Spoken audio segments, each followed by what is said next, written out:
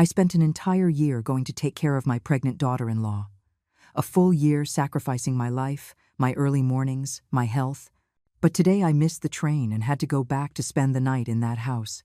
And as soon as I walked in, I heard a conversation between her and my son that made me slide down the wall in sheer shock. I literally felt my legs give out from under me, felt the air escape from my lungs, felt how everything I had believed in for 12 months turned to ash. There, hidden behind that door, with my hand covering my mouth to keep from screaming, I heard words I should never have heard, words that changed everything, that destroyed everything. And the worst part is that I, like an idiot, never saw the signs. I never suspected a thing. I was the perfect fool. Let me tell you how I got to that moment. How a 64-year-old woman, a widow, a hard worker, an honest person, ended up discovering the most bitter truth of her life. It all started a year ago, when Stephen called me with a worried voice. "Mom, I need you to come," he said. "Jessica is pregnant, and the doctor says she has to be on absolute bed rest. She's at risk of losing the baby. We can't afford to hire someone to take care of her, and I have to work. You're the only one I trust." Trust. That word went straight to my heart. My son trusted me. He needed my help. How could I say no? I'm a mother. Mothers don't abandon their children when they need them the most. So, I said yes without a second thought. "I'll come every day," I promised him. "Don't you worry about a thing. I'll take care of Jessica and the house. You just focus on work." And I kept my promise. Of course I did. I started getting up at 5 in the morning, every single day, no exceptions. Not on Sundays, not on holidays, not even when my back ached so much I could barely walk. I would get up in the dark, make my coffee, prepare breakfast to take to them, pack food in containers. I'd leave my house at 6 to catch the 6:30 train. A 40-minute ride. I would arrive at their apartment at 8 in the morning. I had a key. They gave it to me on the first day. "So you don't have to ring the bell and wake Jessica up," Stephen said. "She needs her sleep." So I would enter silently, like a ghost on my own mission. I'd put the food in the refrigerator, start the coffee maker, and begin cleaning the kitchen, which was always a mess. Dishes in the sink, crumbs everywhere, glasses with the dried remains of juice. Stephen would leave for work around 8:30. He'd give me a quick kiss on the cheek. "Thanks, Mom, you're an angel," he'd say while adjusting his tie, and he'd be gone. I would be left alone, cleaning, waiting for Jessica to wake up. Sometimes it was at 10 o'clock, sometimes 11. It depended on her mood. When she finally appeared, she always had that look on her face, that expression of annoyance, as if the world owed her something. "Good morning," I'd say with a smile. She would barely grunt. "Carol, I'm hungry," she'd reply, rubbing her belly. As if I didn't know. As if I hadn't come for that exact reason. I'd prepare her breakfast. Scrambled eggs, toast, fresh squeezed orange juice, cut fruit, everything served at the table, like in a restaurant. She would eat in silence, scrolling through her phone, completely ignoring me. If something wasn't to her liking, she'd say so. "The toast is too hard, the juice is sour, the eggs are cold." I would go back to the kitchen and fix it, without complaining, without even sighing. After breakfast came the list. There was always a list. "Carol, I need you to wash those curtains." "Carol, clean the bathroom again, it still has spots." "Carol, iron these clothes." "Carol, go to the grocery store and buy these things." And I would go. Of course I would go. I'd carry the bags, climb the stairs because the elevator was broken, put everything away, organize the pantry. Jessica would spend her time on the couch, watching television, painting her nails, talking on the phone with her friends, laughing. I'd hear her from the kitchen while I scrubbed the floor. I'd hear her say things like, "Oh girl, you have no idea what a drag it is being stuck in here." Luckily, the mother-in-law comes and does everything. It's like having free help. Free help. Those words hurt the first time I heard them, but I convinced myself it was just her way of talking, that she didn't mean it maliciously, that the pregnancy made her sensitive and she said things without thinking. I justified everything, absolutely everything. At lunchtime I would serve her. Chicken, salad, soup, whatever I had prepared. She would eat while criticizing. "This is too salty. This is too bland. I don't like this vegetable." Stephen would get home at 7 in the evening. The three of us would have dinner. Well, they would have dinner. I would serve, heat, and clean. I would only sit down after they finished. I'd eat the leftovers standing in the kitchen, quickly, because I still had to do the dishes before I left. I'd leave that house at 9 at night. I'd take the train back. I'd get to my apartment at 10. My feet, my back, my hands ached. I would shower and collapse into bed.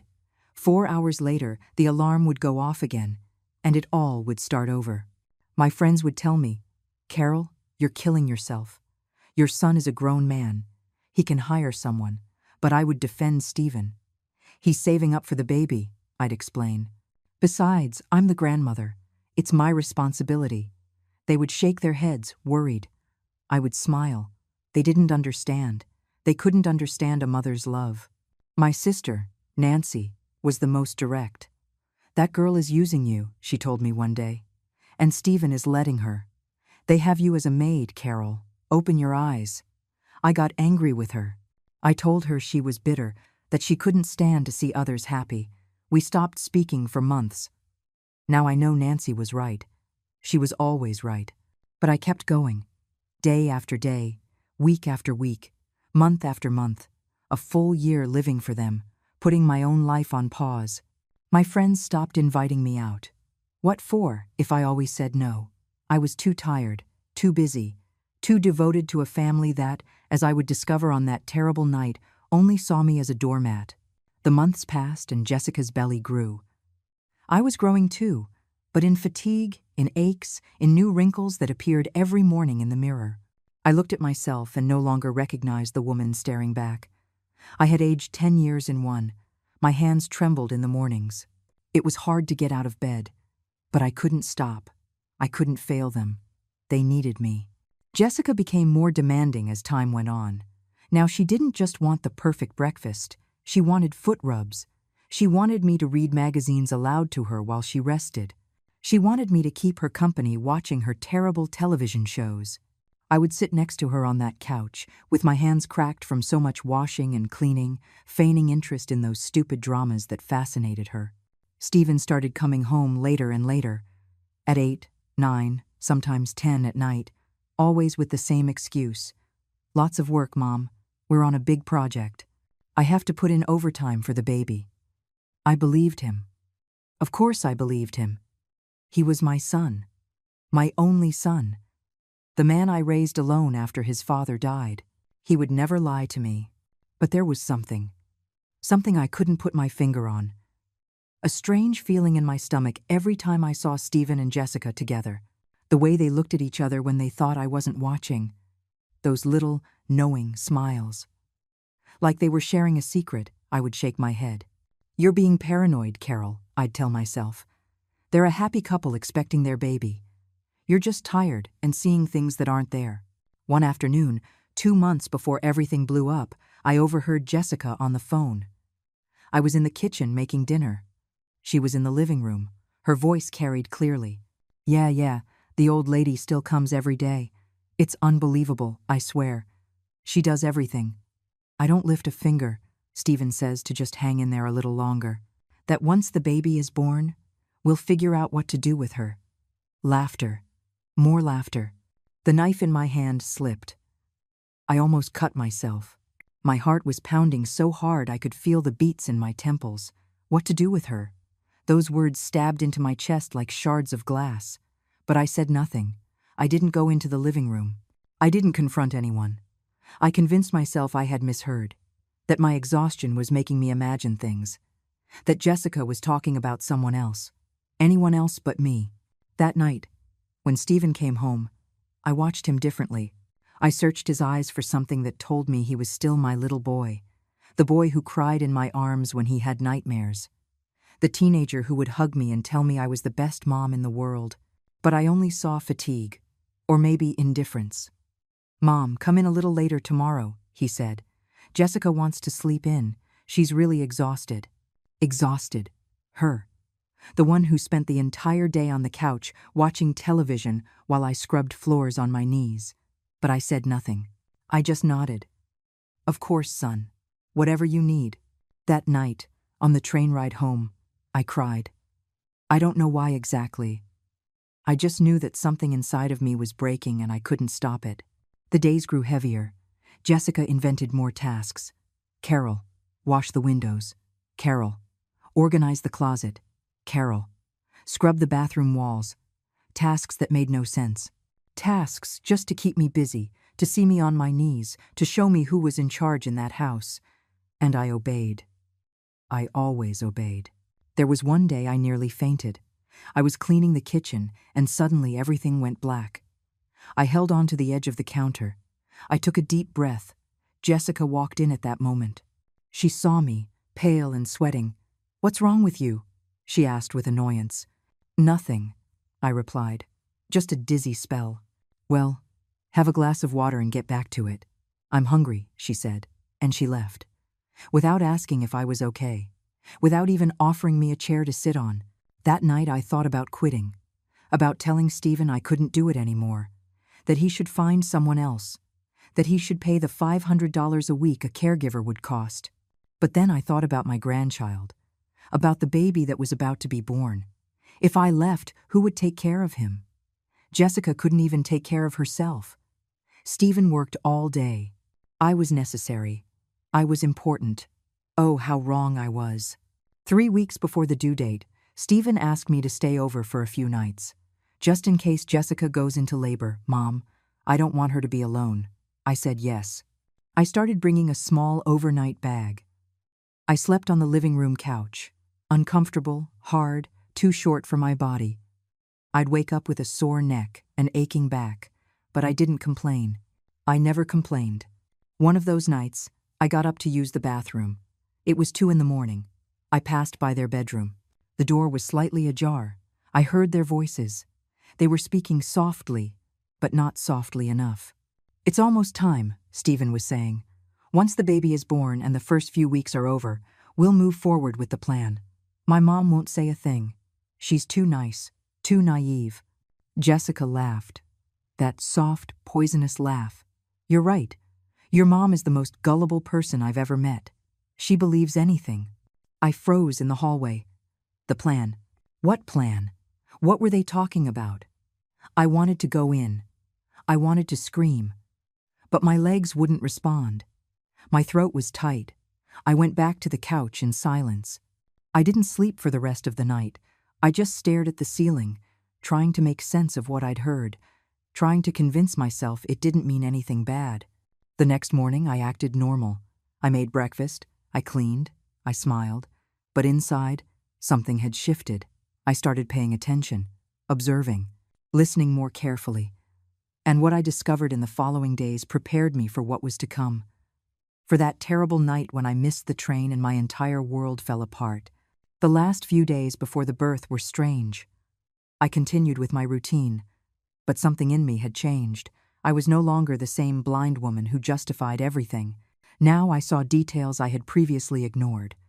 The way Jessica spoke to me as if I were her employee. The way Stephen avoided looking me in the eye. The knowing smiles they exchanged when they thought I was distracted. One afternoon, I found some papers on the table.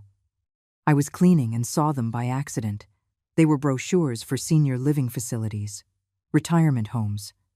They call them that now to make it sound nice. But I know what they are: nursing homes. Places where families leave the old people they no longer want at home. My heart sped up. I picked up one of the brochures. Prices starting at $3,000 a month.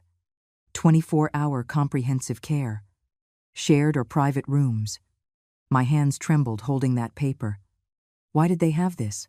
Why were they looking at prices for nursing homes? I heard footsteps. I quickly put the brochure back where I found it and continued cleaning. Jessica shuffled into the living room. She saw the papers and snatched them up quickly. "Oh, this," she said with a fake smile. "A friend gave them to me. Her mom is looking for a place. I told her I'd check them out." A lie. I saw the lie in her eyes. But I nodded. "That's nice of you to help your friend," I said in a calm voice, though inside I was dying. That night I couldn't sleep again. I tossed and turned on that awful couch, thinking about everything. About the year I had sacrificed. About the conversations I had overheard. About those brochures. About the words, "Almost time for the plan." The pieces were starting to come together in my head, forming a terrible picture. But I still didn't want to accept it. I still clung to the hope that I was wrong. The baby was born on a Tuesday morning. I was there when Jessica started having contractions. We took her to the hospital. Stephen drove nervously. I sat in the back holding Jessica's hand while she screamed. At the hospital, I stayed in the waiting room. I waited for 8 hours. 8 hours of pacing back and forth, praying, asking for everything to be okay. When Stephen came out with the news, I saw tears in his eyes. "It's a boy, Mom. A beautiful, healthy boy." I hugged him. I felt love. I felt genuine happiness. For a moment, I forgot all my suspicions. I was a grandmother. I had a grandson. Everything I had suffered was worth it for this moment. They let me in to meet him. He was perfect, small, pink, with his eyes closed and his tiny fists clenched. Jessica was in bed, exhausted but smiling. "Look at him, Carol," she said. "He's beautiful." I nodded, unable to speak. Tears streamed down my face. Stephen put his hand on my shoulder. "Thanks for everything, Mom. We couldn't have done it without you." Those words touched my soul. I thought that maybe, just maybe, I had been imagining things, that the exhaustion had made me paranoid. The first few days after the hospital were intense.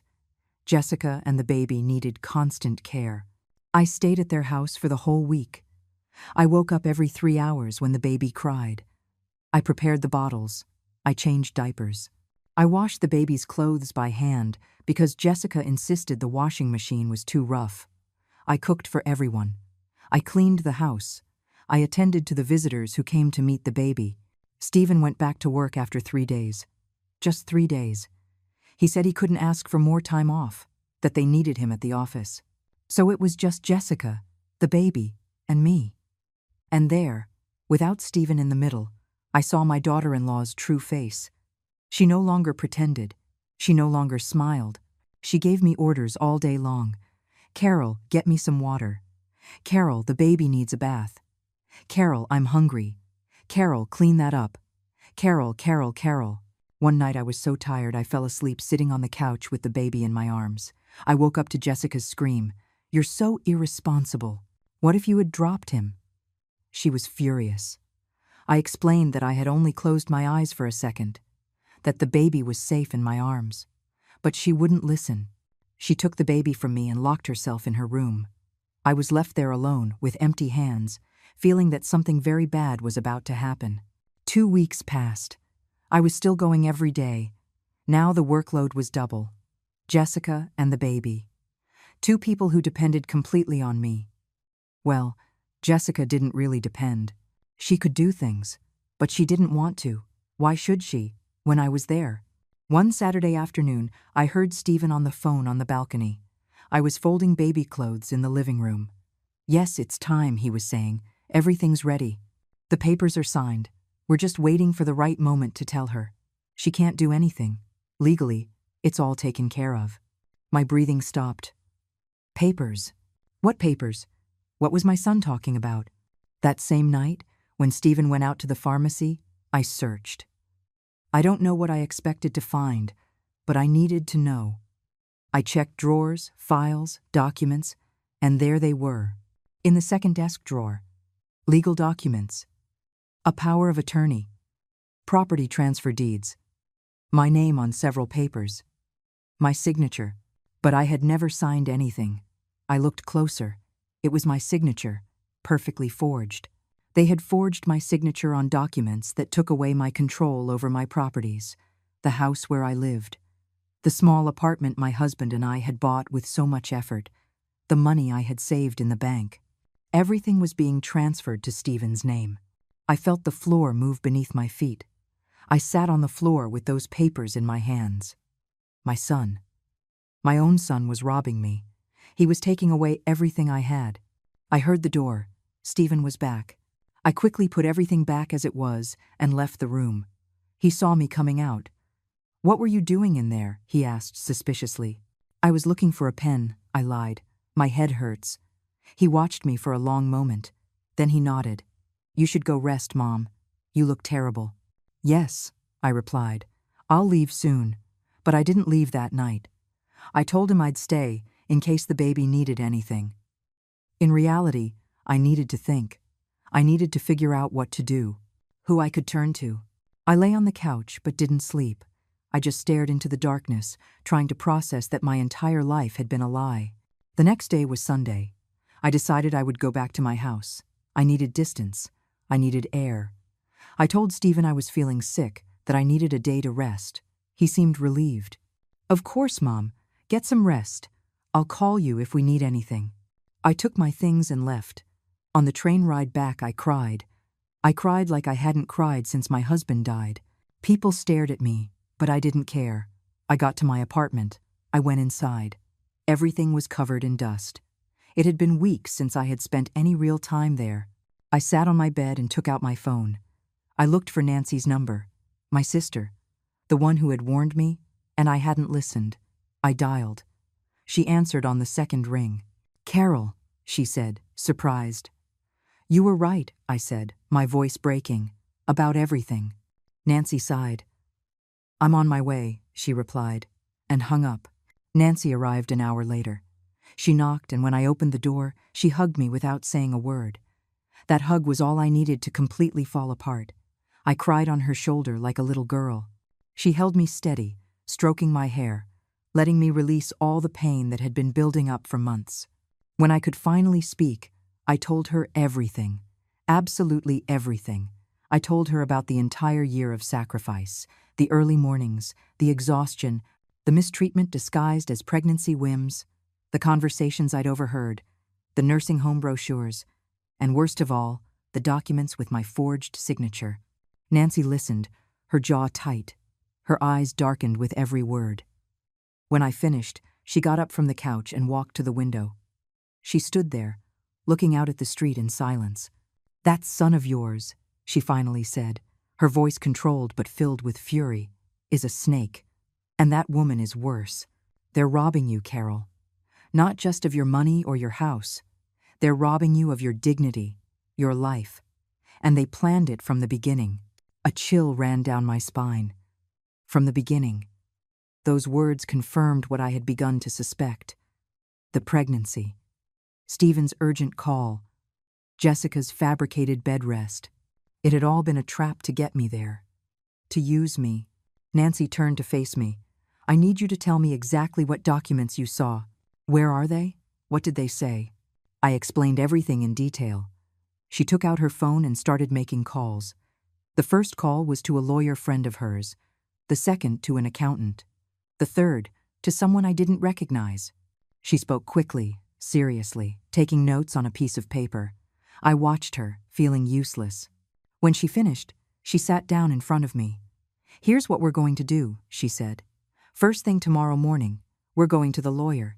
He'll verify if those documents have already been filed or if they're still in process. If they forged your signature, it's fraud. It's a felony. Stephen could go to jail. I swallowed hard. My son in jail. The thought terrified me, but at the same time, I felt he deserved it. What kind of son robs his own mother? And in the meantime, what do? I asked in a small voice. You act normal, Nancy replied. You keep going to that house, as if nothing has happened. They can't suspect you know. We need time to build a case, to gather evidence, to protect what's yours. She looked me in the eyes. You're going to have to be strong, Carol. You're going to have to pretend. I nodded, though I wasn't sure I could do it. That night, Nancy stayed with me. We slept together in my bed like we did when we were girls. She held my hand in the dark. You're going to get through this, she whispered. I promise you. I won't let them hurt you anymore. Her words were the only thing holding me together. The next day, we went to the lawyer's office. An older, serious man with thick glasses and a desk piled high with books. He listened to the whole story without interrupting. Then he asked for details. Dates, names, descriptions of the documents. He took quick notes. When we were done, he leaned back in his chair and folded his hands. "This is serious," he said. "If they did indeed forge your signature to transfer properties, we're talking about felony fraud, grand theft, aggravated by the family relationship. But we need hard evidence. We need the original documents. We need witnesses, if possible, and we need to act fast before they manage to complete the transfers." Nancy leaned forward. "What do you need us to do?" The lawyer looked directly at me. "I need you to go back to that house and photograph those documents. All of them. Every single page. With your phone? And send them to me." My heart pounded. Go back there. Rummage through their things. Photograph evidence. It was dangerous. If they caught me, I didn't know what they might do. But Nancy put her hand on mine. "I'll go with you," she said. "I'll wait outside. If anything happens, call me and I'll come in. You won't be alone." The lawyer nodded. "It's the only way. Without those photos, I can't initiate any legal proceedings." We left with a plan. We would wait until the next day, which was Monday. Stephen would be at work. I would arrive as usual at 8 in the morning. Nancy would stay at a coffee shop near the building. I would find the documents, photograph them, and leave. Simple. Or so it seemed. On Sunday, Stephen called me. "Mom, where are you? We need you. The baby won't stop crying and Jessica is at her wit's end." His voice sounded genuinely worried. For a moment, I felt the urge to run over there, to help. But then I remembered the documents, the lies, the plan to get rid of me. "I have a terrible headache, son," I replied. "I think I have the flu. I need to rest or I'll get worse." There was a silence. "Okay," he finally said in a cold tone. "Take care of yourself." And he hung up. Nancy, who was beside me, nodded in approval. "Well done. Let them suffer for a day without you. Let them feel what it's like to have to do things on their own." But I felt no satisfaction. Only a huge emptiness in my chest. My son, my baby, the boy I raised alone after I was widowed, the boy I gave everything to. He had grown up to become a thief, a liar, someone capable of destroying his own mother. Monday dawned gray and cold. I got dressed with trembling hands. Nancy made coffee and forced me to eat something, even though I had no appetite.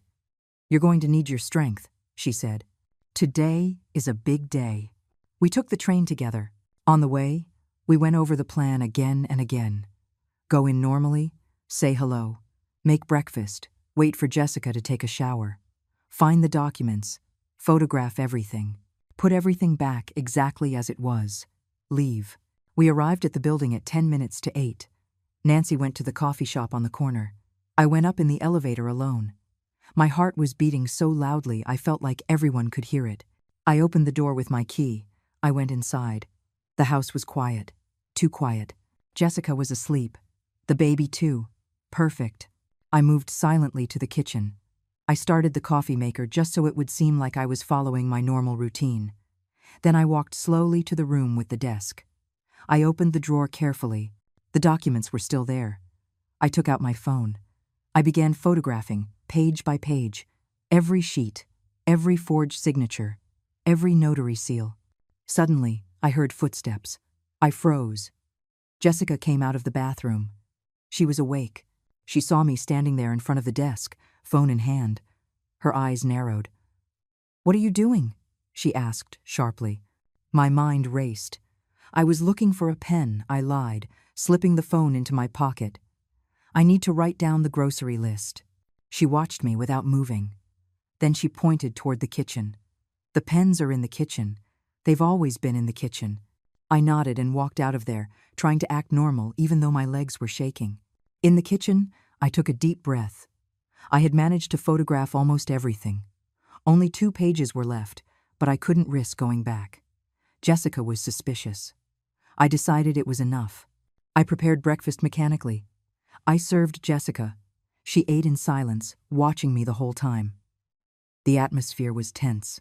Finally, at 11 o'clock, I told her I was feeling sick again, that I needed to leave. She smiled, that fake, venomous smile. "Of course, Carol, go ahead." We don't need you that much anymore anyway. We don't need you anymore. Those words confirmed everything. I left that house feeling filthy. I ran down the stairs. I reached the coffee shop where Nancy was waiting. I got them, I said, showing her the phone. She smiled.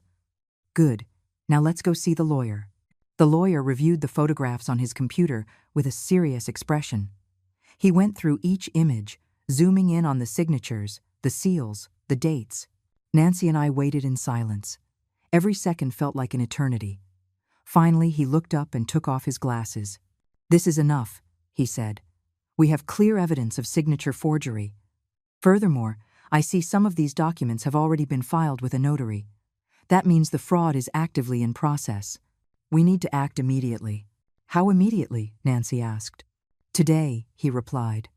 I'm going to prepare a criminal complaint for fraud and forgery of documents.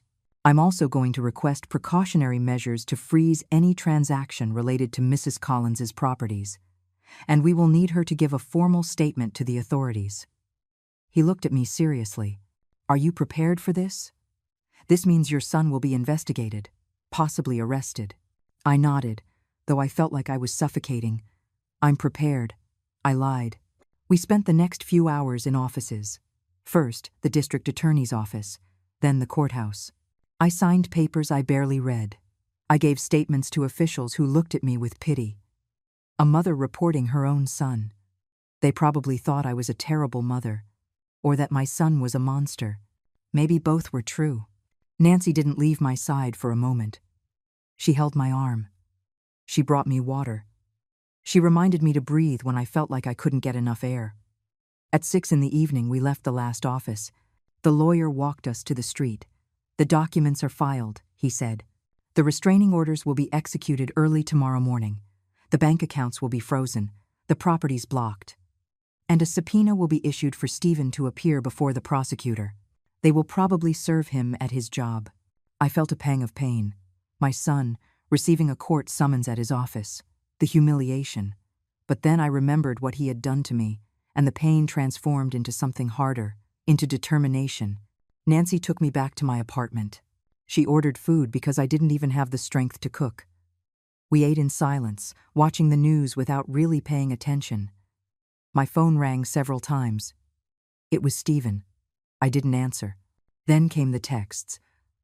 Mom, where are you? I need to talk to you. It's important. Please call me. Each text pierced my chest. But Nancy took the phone from me. Don't answer him. Not yet. Let him stew in uncertainty for a bit. That night, I couldn't sleep either. I spent it imagining what the next day would be like. How would Stephen react when he got the notice? What would Jessica say? Would they realize it had been me? Would they come looking for me? Nancy snored softly on the living room couch. She had insisted on staying another night. I'm not leaving you alone in this, she had said, and I was more grateful than words could express. Tuesday dawned, and my phone exploded. 12 missed calls from Stephen. 8 text messages, 3 from Jessica, all demanding to know where I was. What was happening? Why wasn't I answering?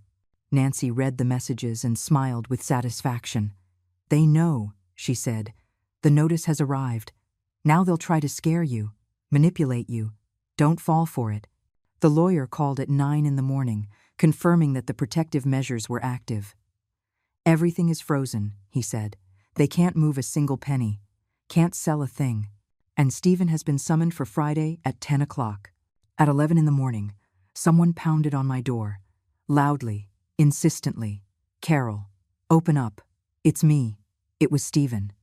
His voice was desperate, furious. Nancy motioned for me not to open it, but he kept banging. I know you're in there. Open this door right now. I need to talk to you. Nancy went to the door. Go away, Stephen, she yelled from inside, or I'm calling the police. There was a silence. Aunt Nancy, what are you doing here? Where's my mom? Protecting your mother from you, she answered in a hard voice. Now, leave before you make your situation worse. I heard footsteps retreating. Then the elevator. I breathed a sigh of relief, but I knew he would be back. And he was. In the afternoon, I received a different kind of message. It was long. Mom, I don't know what Aunt Nancy told you, but there's been a misunderstanding. Some documents you signed months ago are now causing legal problems. I need you to come and fix it. It's urgent. If we don't, I'm going to be in serious trouble at work. Please. I need you. The baby needs you. Don't do this. I read that message 5 times. The manipulation was so obvious now. So clear, in a way I hadn't seen before. Documents you signed months ago. I had never signed anything. He was lying through his teeth, trying to make me feel guilty, trying to use the baby as emotional blackmail. I deleted the message without replying. On Wednesday, Stephen showed up with Jessica. I heard them arguing outside my door. She has to open, Jessica was saying. She's your mother. Threaten her. Tell her if she doesn't fix this, she'll never see her grandson again. Those words were like a bucket of ice water. You'll never see your grandson again. So that was the plan. Steal everything from me, and then take the baby away too. Use my grandson as a hostage to control me. Nancy, who had also heard, clenched her fists. They're garbage, she whispered. Pure garbage. Stephen knocked on the door, calmer this time. Mom, please. I just want to talk. 5 minutes. I'm begging you. His voice sounded broken, almost convincing. But I was no longer the naive woman from 2 weeks ago. I didn't open the door. They left after half an hour of alternating pleas and threats. Thursday night, my phone rang. It was an unknown number. I hesitated but answered. It was the voice of an older woman. Mrs. Collins? This is Tatiana, Jessica's mother. I need to speak with you. It's about my daughter and your son. You can fix this without going to court. My daughter is very stressed, and that's bad for the baby. You're a grandmother. You understand how important family is. I took a deep breath before answering. Tell your daughter, I said in a firm voice, that she should have thought about family before she planned to rob me and abandon me in a nursing home.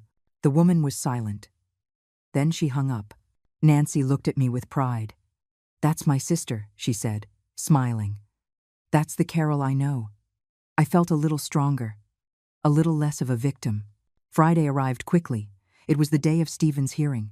The lawyer asked us to come as well. There's a chance they'll want statements from both parties on the same day, he explained. It's better to be prepared. We arrived at the prosecutor's building at 9:30. The lawyer was already there waiting. He had more papers, more evidence he had collected. I got a statement from the notary who authenticated the signatures, he said. He admitted he never saw you in person, that Stephen came alone with the documents already signed. That strengthens the forgery case. I nodded, feeling a mix of pain and satisfaction. At exactly 10 o'clock, I saw Stephen arrive. He was with Jessica and a lawyer I didn't know. Stephen looked terrible. Deep dark circles under his eyes. His suit was wrinkled. His hair was a mess. When he saw me, his eyes filled with something. Fear? Guilt? Rage? I couldn't tell. Mom, he started to say, approaching me. But his lawyer stopped him. Don't speak to her. No contact until after the hearing. We went into separate rooms. Me with Nancy and my lawyer. Stephen with Jessica and his. 2 hours passed. I was called in to give my statement. I entered an office where there was a prosecutor, a secretary, and a tape recorder. They had me swear an oath. Then the questions began. Did you sign these documents? No. Did you authorize your son to conduct transfers of your properties? No. Are you aware of when these forgeries were made? Not exactly, but I suspect it was during the year I spent caring for his pregnant wife. I told the whole story. From Stephen's call asking for help to the day I discovered the documents. The prosecutor listened, taking notes. He asked specific questions. He wanted details, dates, names. When I was finished, he thanked me and let me leave. In the hallway, I saw Stephen going into the same office. Our eyes met for a second. There was so much I wanted to say to him, so much pain I wanted to scream at him, but I just kept walking. Nancy was waiting for me outside. Done, I nodded. Done. We left the building. The sun was too bright for such a dark day. The lawyer caught up with us minutes later. It went well, he said. The prosecutor has enough to proceed. Now we have to wait. How long? I asked. Weeks, maybe months. But the important thing is that your assets are protected, and Stephen is going to have to answer for what he did. The following weeks were strange. I lived in a kind of limbo. I didn't go to Stephen's house. I didn't see my grandson. I didn't speak to my son. It was as if that part of my life had been erased overnight. Nancy kept coming over every day. She forced me to go out, to walk, to eat, to not stay locked up in my apartment, thinking about everything I had lost. Because I had lost my son, my family, the illusion that things could be different. But I had also gained something: dignity, self-respect, the ability to look at myself in the mirror without feeling shame. I was no longer the woman who let herself be walked all over. I was no longer the blind mother who justified everything. I was Carol, a 64-year-old woman who had decided to fight for herself, and that was worth more than anything. The lawyer kept me updated on the case's progress. Stephen had hired an expensive lawyer. They were trying to negotiate. They wanted to reach a settlement out of court. Basically, they wanted me to drop the charges in exchange for them returning everything. "What do you want to do?" my lawyer asked me. "It's up to you. If you accept the deal, you get your assets back quickly, but Stephen won't face criminal charges. If we continue with the case, it could take longer, but he will have a felony record for fraud." I took 2 days to think about it. Nancy thought we should go all the way, that Stephen deserved to pay for what he did, but I wasn't so sure. Not because I wanted to protect him, but because I no longer had the energy for more battles. I just wanted to get my things back and move on with my life. Finally, I told the lawyer I would accept a settlement under certain conditions. I want everything back: my properties, my money, every single cent. And I want Stephen to sign a document where he acknowledges what he did, where he admits to the fraud. Even if it doesn't go to trial, I need that piece of paper. I need that written confession. The lawyer relayed my conditions. It took 3 days to get a response. Stephen accepted. He was willing to sign everything, to return everything. He only asked for one thing: to talk to me. 5 minutes, alone. My first instinct was to refuse. But then I thought that maybe I needed that closure. I needed to hear what he had to say. What excuse could he possibly have for betraying me in such a way? I agreed, on the condition that it would be in the lawyer's office, neutral territory. With witnesses nearby, the meeting was scheduled for a Tuesday at 3 in the afternoon. I arrived 15 minutes early. Nancy wanted to come with me, but I asked her to wait outside. I needed to do this alone. Stephen arrived on time. He looked worse than the last time I saw him. He had lost weight. He had more gray hair. He seemed to have aged years in just a few weeks. We sat across from each other in the conference room. The lawyer left us alone, but the door remained ajar. There was a long, uncomfortable silence. Stephen looked down at his hands. I looked at him, waiting. Finally, he spoke. "I'm sorry, Mom." His voice was barely a whisper. "I'm so sorry for everything. I don't know what I was thinking."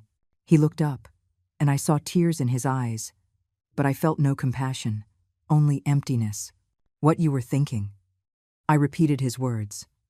"I'll tell you what you were thinking, Stephen.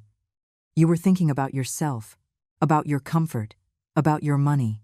You were thinking your mother was so stupid and so good that you could do whatever you wanted with her." He shook his head. "It's not like that. I love you. I've always loved you." I let out a bitter laugh. "You love me? I spent an entire year sacrificing for you and your family.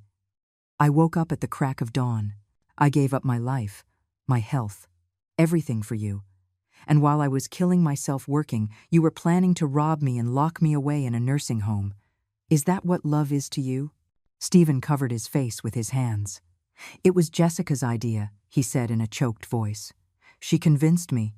She said we needed the money for the baby, that you were old and didn't need that much, that it was better to secure your grandson's future." "Ah, so it was Jessica's fault," I said sarcastically. "You were just an innocent victim following your wife's orders." Stephen raised his face. His cheeks were wet. "I know it sounds pathetic. I know there's no excuse. But I swear I never wanted to hurt you. We just wanted to be financially secure. The baby costs so much. The house is expensive. My job doesn't pay enough, and you have that property you barely use. We thought we could sell it and split the money, that we would all win." "Split my money," I said slowly. "My money that I earned working for 40 years. The house your father and I bought with our blood, sweat, and tears. That's what you wanted to split, without asking me, without my permission, forging my signature. And then what, Stephen? After robbing me of everything, what was next in the plan?" He looked down again. "The nursing home was temporary," he murmured. "Just until the baby was older. Then we would have brought you back." "Liar," I said calmly. "I heard Jessica on the phone. I heard your conversations. The plan was to get rid of me permanently, to use me until I was no longer useful and then throw me away like trash." Stephen opened his mouth to deny it, but no words came out. He knew I was right. He knew I had discovered everything. The silence grew heavy, unbearable. "You need to understand something," I finally said. "I gave you life. I raised you alone after your father died. I worked 2 jobs to give you an education, to buy you clothes, so that you would want for nothing. I never asked for anything in return. I only asked you to be a good man, an honest man, and I failed. I failed as a mother because I raised someone capable of betraying the person who loved him most." Stephen was sobbing openly now. "Don't say that. Please, don't say that. I'm going to sign the agreement," I continued. "You're going to give me back everything that is mine. You're going to sign the confession. And after that, I don't want to see you again." Stephen jerked his head up. "What? You can't say that. I'm your son." "He is my grandson," I replied. "And you took away my right to know him when you decided to use and betray me." "You can't do that," he said, his voice desperate.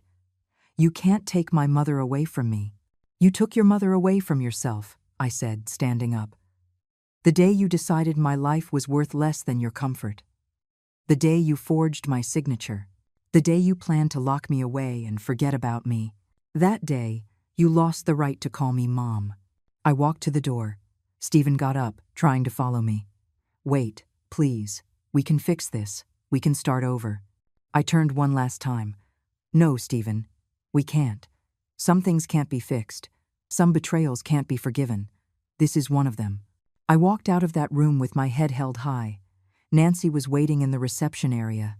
She saw my face and knew it had been difficult. She hugged me. "I'm proud of you," she whispered. We left the building together. The fresh air hit my face, and I took a deep breath. It was as if I had been holding my breath for months and could finally exhale. In the following days, all the papers were signed. Stephen returned the deeds to my property. He transferred back the money he had moved from my accounts. He signed the document where he admitted to forging my signature with the intent to appropriate my assets. Everything was recorded. Everything was on paper. My lawyer kept copies of everything. "Just in case," he said. "Just in case they ever try anything again." One afternoon, 2 weeks after everything was legally settled, I received a package at my door. There was no return address. I opened it carefully. Inside was a photo album, pictures of my grandson, the baby I had helped bring into the world. Pictures of him sleeping, smiling, in Stephen's arms, in Jessica's arms. There was a handwritten note. It simply said, "Your grandson misses you. We do too." It wasn't signed. I looked at those photos for an hour. The baby was beautiful. He had Stephen's eyes from when he was a boy. The same nose, the same little hands. I felt a deep ache in my chest. That child was not to blame for anything. He was innocent in all of this, but seeing him meant going back. It meant forgiving. It meant forgetting what they had done to me, and I wasn't ready for that. Maybe I never would be. I put the album in a drawer. Maybe someday, I told myself. Maybe when that boy is older and can understand. When he can hear my side of the story, then I can really know him. I can be his grandmother without having to put up with his parents. But that day was not today. Today, I still needed to heal. I needed to rebuild myself. I needed to learn to live with this new version of myself. This stronger, but also lonelier Carol. Nancy continued to visit me. She suggested I move in with her. "There's always a room waiting for you," she'd say. You don't have to be alone in that apartment full of memories. I seriously considered it. My apartment did hold many memories, good and bad, but it was also my space, my sanctuary, the place where I had started my new life. I wasn't ready to leave it yet. 2 months had passed since we signed the agreement. 2 months in which I slowly recovered pieces of myself I had lost. I returned to my old routines. I woke up late, with no alarm jarring me awake at 5 in the morning. I had a leisurely breakfast on my balcony, watching people pass by. I read books I had bought years ago and never had time to open. I started taking morning walks in the park near my house. Simple things that had once seemed impossible. Nancy convinced me to go to a dance class. "There's a group of women our age," she said. "They meet on Thursday afternoons. It's fun and good for you." At first, I resisted. "I'm not into that sort of thing," I told her. But she insisted so much that I finally agreed. The first class was awkward. I felt clumsy, old, out of place. But the other women were kind. They welcomed me without questions, without judgment, just smiles and dance steps we were all learning together. In those classes, I met Sarah, a 62-year-old woman, a widow like me, with a similar story. Her daughter and son-in-law had been manipulating her for years. They controlled her money. They told her how to dress, where to go, who to talk to. Until one day, Sarah had enough and left. She cut off contact with them and started over from scratch. We talked a lot after class. We'd have coffee at a nearby cafe and share our stories, our pains, our small victories. Sarah became a friend, someone who understood without needing long explanations. One afternoon, over coffee, Sarah told me something that stuck with me. "You know what the hardest part of all this is, Carol? It's not losing your family. It's not the loneliness. It's forgiving yourself for allowing so much, for being so blind." Her words hit me because they were true. I was still carrying guilt. Guilt for not realizing sooner, for having justified every mistreatment, for having been so naive. Sarah took my hand. We were victims of people who were supposed to love us. It's not our fault for trusting. It's their fault for betraying that trust. Those words freed me from a heavy weight I hadn't realized I was carrying. I started to work on forgiving myself, on understanding that being good didn't make me stupid, that trusting my son didn't make me guilty of his crimes. Little by little, the weight on my chest grew lighter. The sleepless nights became less frequent. The obsessive thoughts about what I could have done differently began to fade. One Saturday morning, my phone rang. It was a number I didn't have saved, but I recognized it. It was Jessica. My first instinct was to hang up, but something made me answer.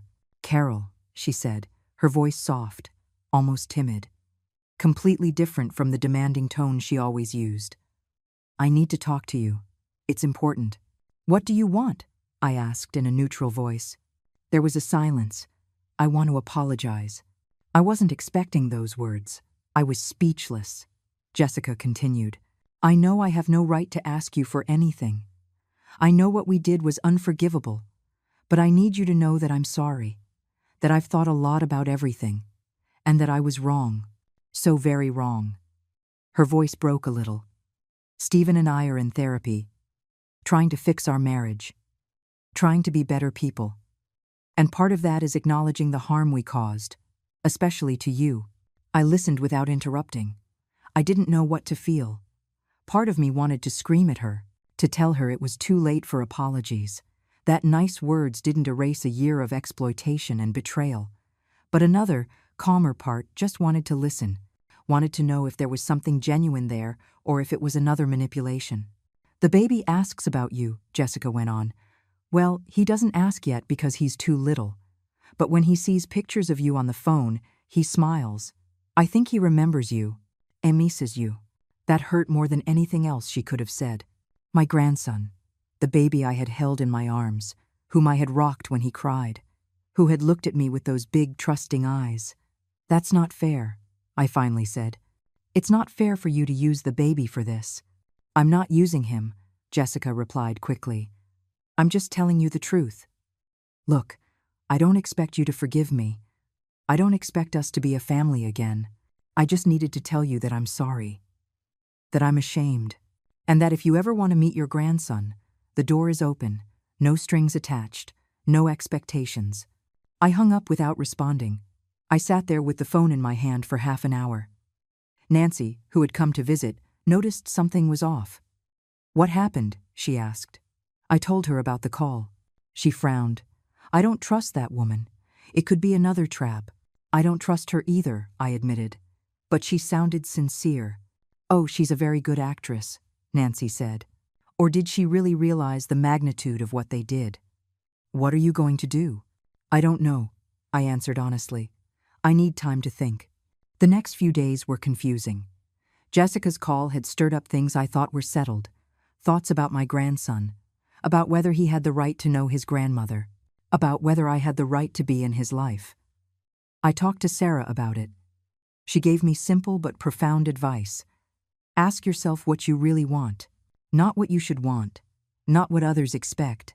What does Carol want for Carol? I took a whole week to reflect. I walked in the park, thinking. I sat on my balcony watching the sunset, thinking. I talked to myself out loud when I was alone, and I finally came to a conclusion. I wanted to know my grandson. I wanted to be a part of his life. But not at any cost. I would not sacrifice myself again. I would not be the free maid again. I would not allow abuse again. If I was going to have a relationship with that child, it would be on my terms, with clear boundaries, with mutual respect. I called Jessica on a Tuesday afternoon. She answered on the first ring, as if she had been waiting for my call. "Carol," she said, her voice nervous. "Hello, I want to see my grandson," I said directly. "But I need you to understand a few things first." "Of course," she said, "whatever you need. I will come once a week, on Sunday afternoons, for 2 hours. I will arrive, I will be with the baby, and I will leave. I will not clean, I will not cook. I will do nothing other than be his grandmother. If you agree to that, we can try." There was a pause, then Jessica replied, "We agree. We completely agree. Thank you, Carol. Thank you for giving us this chance." "I'm not doing this for you," I clarified. "I'm doing it for him, because that child is not to blame for anything, and he deserves to know his grandmother. But if I see any sign of manipulation, any attempt to take advantage, I will leave and I will not come back. Do you understand?" "I understand," she said in a small voice. "I promise." I hung up, feeling strange. Not exactly happy, but not sad either. It was something in between, something like cautious peace. I told Nancy about my decision. She wasn't entirely convinced. "Be careful," she warned. "Don't let them hurt you again." "I won't," I promised her. "I'm different this time. This time, I'm going in with my eyes wide open." Sunday arrived, and I prepared myself carefully. I dressed in comfortable but nice clothes. I did my hair. I put on a little makeup. Not for them, for me. Because I wanted to feel good. Because I wanted my grandson to have a grandmother who was dignified, strong, beautiful. I took the train I had taken so many times before. But this time was different. I wasn't going to fulfill an obligation. I was going because I had decided to go. Because I wanted to be there. I arrived at the building at 3 o'clock sharp. I rode the elevator up, my heart beating fast. I rang the doorbell. Stephen opened the door. He looked surprised to see me, even though he knew I was coming. "Mom," he said, his voice choked. "Come in." I entered without hugging him, without smiling. Politely, but with distance. The house was clean, tidy, very different from how I remembered it. Jessica was in the living room with the baby in her arms. She stood up when she saw me. "Hello, Carol," she said nervously. "Thank you for coming." I nodded. The baby looked at me with curiosity. He had grown so much in 2 months. He was no longer the tiny newborn I had known. Now he had a little person's face, expressions. I approached slowly. "Hello, my love," I said softly. "Do you remember me?" The baby watched me for a moment. Then he smiled, a big grin that lit up his whole face, and in that moment, I knew I had made the right decision. This child needed me, and I needed him. Jessica carefully handed the baby to me. I took him in my arms and felt something I hadn't felt in months. Warmth. Pure, uncomplicated love. The baby touched my face with his little hands and laughed. That sound was like medicine for my wounded soul. I sat on the couch with him. Stephen and Jessica remained standing, watching me, unsure of what to do. "You can sit down," I said without looking up from the baby. "It's your house." They sat on the other sofa, keeping their distance. The silence was awkward, but I didn't break it. I was focused on my grandson, on his curious eyes, on how he gripped my finger with his tiny hand, on his smell of clean baby and powder. "We got some new toys," Jessica said, pointing to a nearby box. "If you want to play with him." I pulled out a soft, stuffed animal. The baby grabbed it and immediately put it in his mouth. We all laughed a little. It was a strangely normal moment in the midst of so much tension. After a few minutes, Stephen spoke. "How have you been, Mom?" His voice sounded genuinely concerned. "Fine," I answered, without giving details. "I've been busy, with friends, with activities. My life is moving on." He nodded, biting his lip. "I'm glad. You look good. Different, more rested." "I am rested," I said, finally looking at him. "Because now I sleep in my own bed. I eat breakfast when I want. I live for myself. I'm no longer killing myself for people who don't appreciate it." The words came out harder than I intended, but they were true. Stephen looked down in shame. Jessica wrung her hands. "We are so sorry, Carol," she said, her voice trembling. "I know I've said it before, but I need you to know it's true. I've thought so much about everything we did to you, about how we treated you, and I'm deeply ashamed." Stephen and I grew up thinking money was the most important thing, that securing the future justified anything. But we were wrong. I looked at her, evaluating if her words were sincere. Her face showed real guilt. Red-rimmed eyes as if she had cried a lot, trembling hands, a broken voice. Either she was a very good actress, or she was truly sorry. "Money is important," I said finally. "We all need money to live. But when you put money above people, you lose your humanity. And that's what you did. You saw me as a resource, not as a person, not as family." "You're right," Jessica admitted. "And I have no excuse. I come from a family where money was always the topic of conversation. Investments, securing assets. My mother taught me to be practical, that feelings were secondary. But now I understand that way of thinking is toxic. It's destructive." Stephen joined the conversation. "I'm to blame too, Mom. Maybe more than Jessica. Because you raised me better than that. You taught me values, honesty, respect, gratitude. And I forgot them. I traded them for comfort, for easy money, for not having to work so hard. I thought we could take what was yours without it affecting you. As if your money was ours by right. As if being your son gave me permission to steal from you." His voice broke. "Forgive me, Mom. Please." I looked into his eyes and saw my little boy there. The boy who made drawings for me in school, who told me I love you before bed, who cried in my arms when he had nightmares. But I also saw the man who had betrayed me. And those two images couldn't easily coexist in my mind. "I don't know if I can forgive you, Stephen," I said honestly. "Not now. Maybe never. What you did was too much. You broke something between us that I don't know if it can be repaired. But I'm here for your son, because he deserves to have a grandmother, and I deserve to know my grandson. That doesn't mean we go back to how things were. It doesn't mean I forget. It means I'm choosing to move forward for his sake." Stephen nodded, tears falling down his cheeks. "I understand, and I'll accept whatever you can give me, even if it's just this. Seeing you once a week, it's more than I deserve." Jessica was also crying silently. The baby, oblivious to all the tension, played happily with the stuffed animal in my arms. I sang him a song, one I used to sing to Stephen when he was a baby. My voice came out shaky, but the child seemed to calm down. He closed his little eyes and yawned. "I think he's sleepy," I said. Jessica stood up. "I can put him down if you want. Or you can. It's his nap time." I thought for a moment. "I'd rather you do it," I replied. "I only came to visit him. Not to take your place as his mother." She nodded and gently took the baby. She disappeared towards the bedroom. Stephen and I were left alone in the living room. The silence was heavy. "Are you really going to therapy?" I asked. He nodded. "Twice a week. Individual and couples. The therapist is helping us understand why we made the decisions we did, why we thought it was okay to hurt you. It's painful to face those truths, but it's necessary." "Good," I said. "Because if you're going to be parents to that child, you need to be better people. You need to teach him real values, not the greed that led you to this." "I know," Stephen said. "And we're trying. We've made changes. We sold the expensive car we had. We moved to a smaller, more affordable apartment. I asked for a raise at work instead of looking for shortcuts. We're living within our means, no unnecessary luxuries. Saving for the baby's future."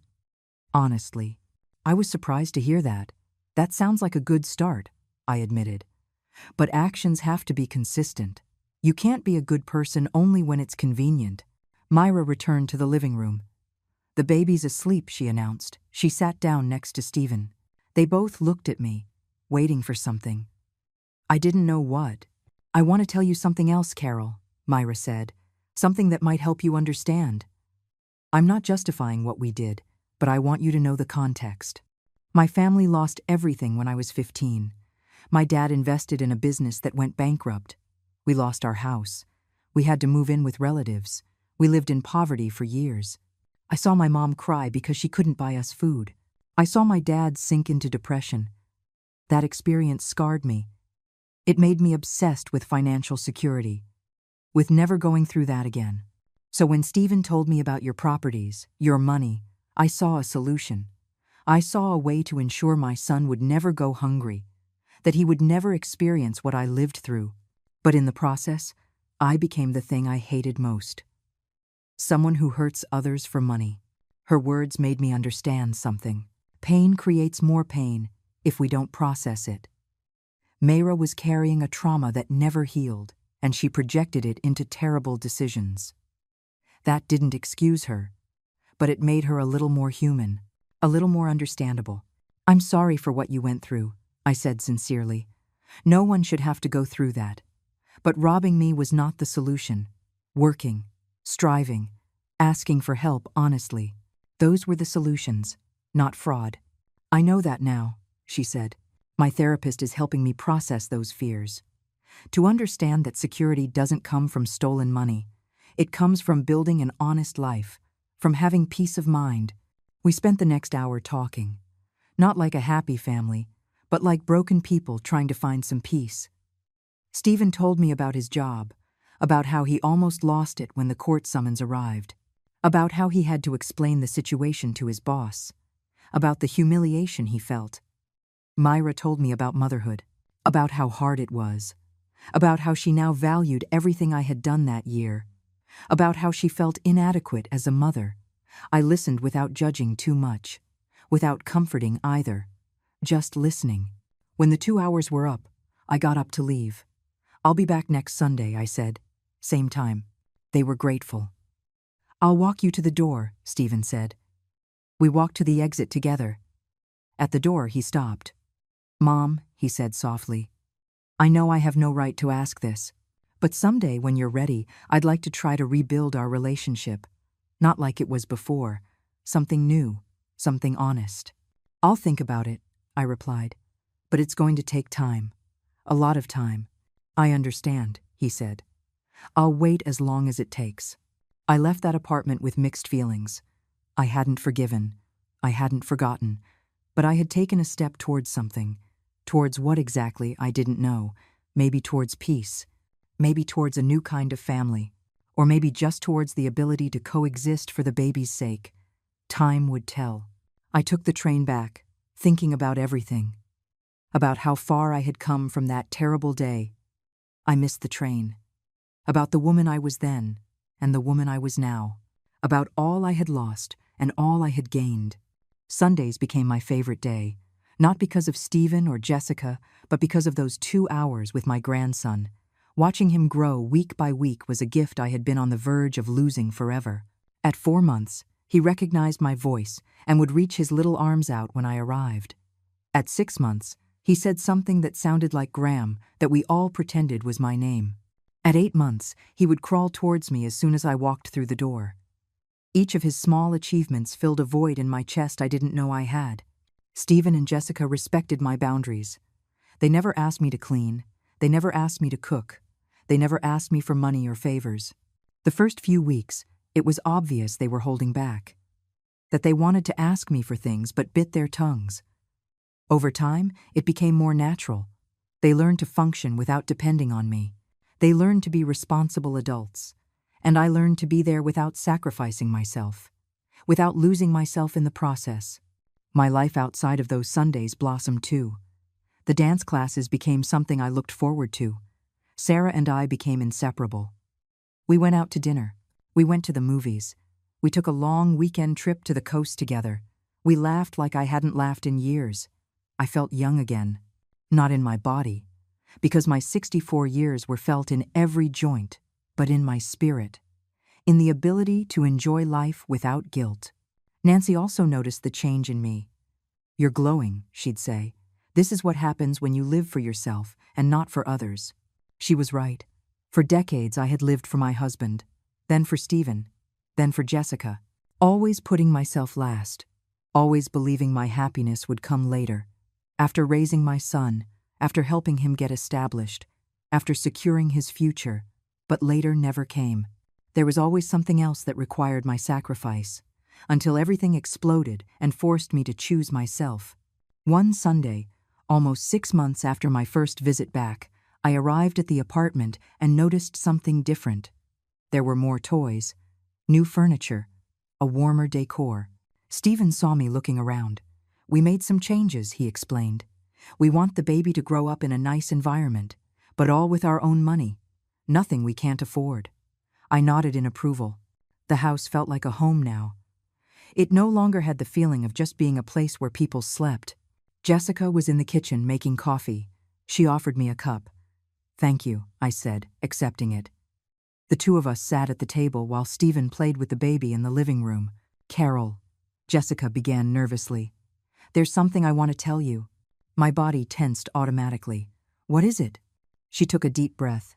"I'm pregnant again. 3 months. We weren't expecting it, but we're happy. And I wanted you to know before anyone else." I sat in silence, processing the information. Another baby. Another grandchild.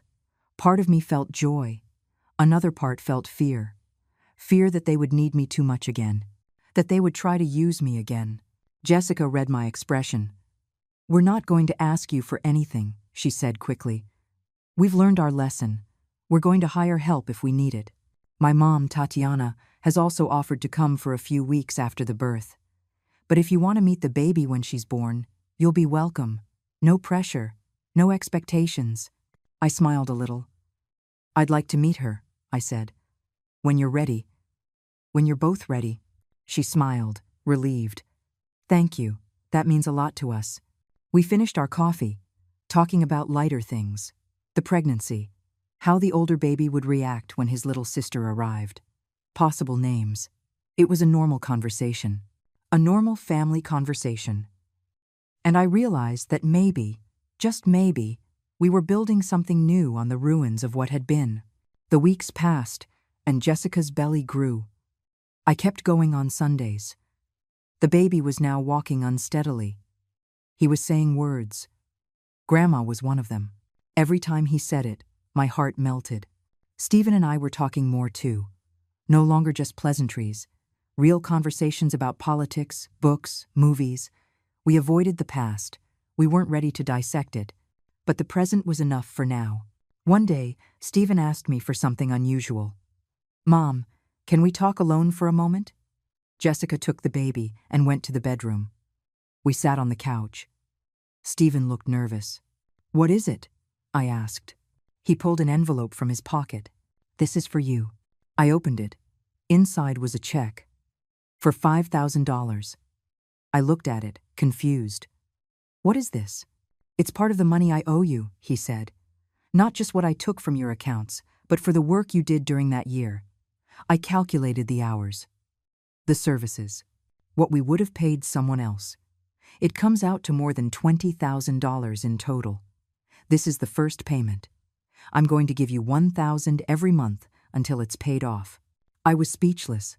I didn't expect this. "I don't need it, Stephen," I finally said. "I've already legally recovered what was mine. You don't have to do this." "Yes, I do," he insisted. "I need to do it. Not just because it's the right thing to do, but because I need to show you that I've changed, that my words have actions behind them. Please, accept it." I thought for a moment. Then I folded the check and put it in my purse. "All right, I accept it. But not because I need it, but because you need to give it to me." He nodded gratefully, tears in his eyes. The second baby was born in the spring. A beautiful girl with Jessica's dark hair. They called me from the hospital. "If you want to come meet her," they said. I went with Nancy. We arrived with flowers and a pink stuffed animal. Jessica looked tired, but happy. Stephen was holding the baby with the proud clumsiness of a new father. "Do you want to hold her?" he asked me. I nodded. He passed me the little bundle wrapped in a soft blanket. The baby opened her eyes and looked at me, and in that moment, I felt a sense of completion, as if a circle had closed. "This is your grandmother," Stephen whispered to the baby. "The best grandmother in the world, even though we don't deserve her."